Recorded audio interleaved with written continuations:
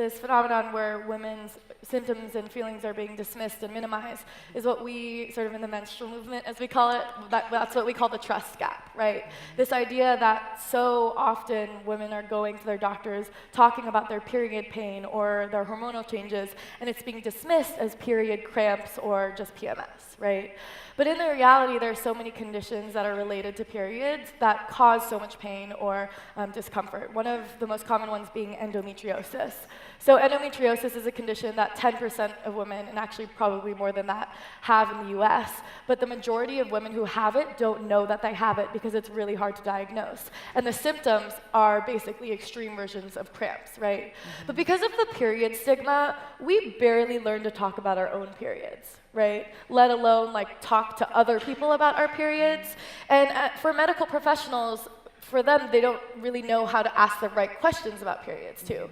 So much of our work, especially with underrepresented communities, is not only telling them about what questions to ask and telling them about the different conditions to inquire about, but also working with medical health professionals to tell them what endometriosis is. And I'm always surprised by how many doctors I meet who have not heard about them or not ever met a case of uterine fibroids. So it's something that we're really working on within the health industry.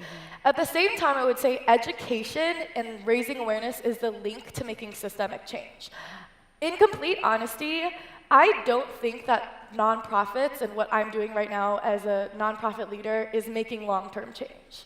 Because I realized that at the end of the day, if my organization disappeared and our direct services stopped, in 10, 20 years from now, those same people probably won't have access to period products, right? For me, I do think that the long-term goal of making systemic change is to change the system itself through policy. But I realized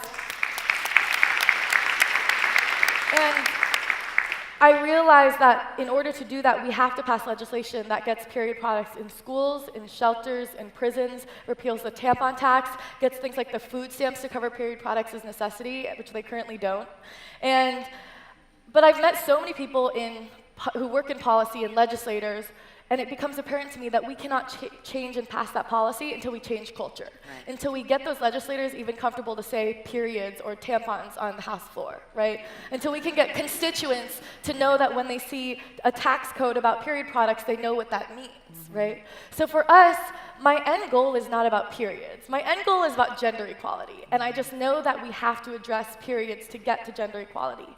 And in order to do that, we need to pass this policy, and the link to get there is education and raising awareness. Yeah, very well